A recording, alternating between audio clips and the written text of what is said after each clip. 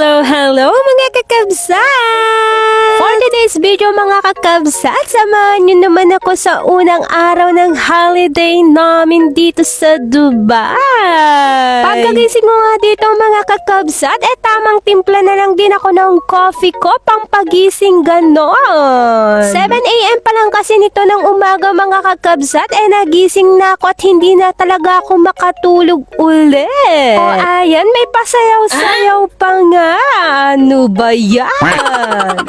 Grabe naman talaga ang almusal ko mga kakabsat. Coffee with this handsome boy. Wow. Charis ko mga kakabsat. Kape pa lang ang iniinom ko pero busog na yung mata ko. Ay napakawano.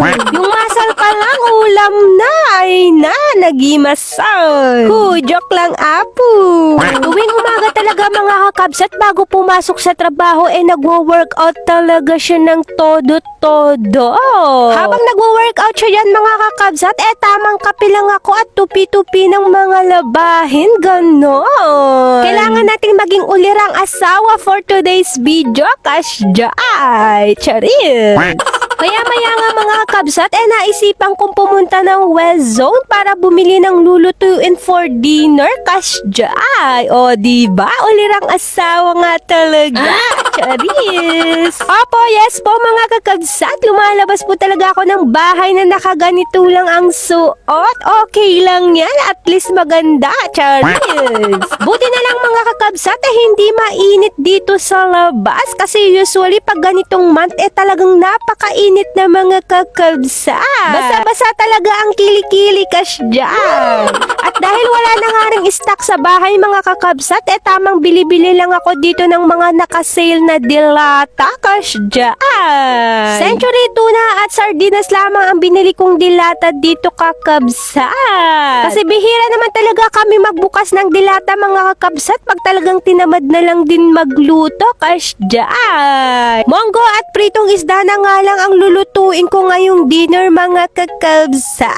Dahil bili ng aking asawa mga kakabsat kahit ano daw basta wag lang pork, ganon. After ko nga mag-grocery mga kakabsat uuwi naman na ako at for the bigat-bigat talaga ang aking dala-dala dito ay nagdagsunon pakawanong ayan. Ganito talaga kami dito mga kakabsat, lumalabas na nakapantulog, walang pakialamanan, who cares, kasdyan. At finally mga kakabsat, na-survive ko din ang pagbibit-bit ng napakabigat. Ano ba yan? Nakauwing tao pa rin kakabsat, chari.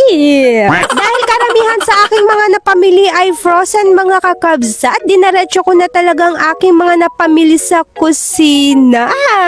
Syempre para ayusin na rin, ganon. Dahil wala rin naman mag-aayos yan mga kakabsat, kundi ako din.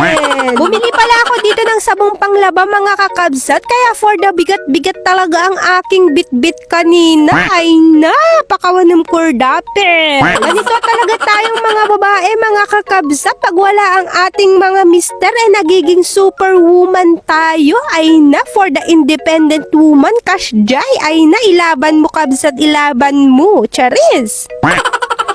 Paano ba yan mga kakabsat? Hanggang sa muli. Bye! Mwah!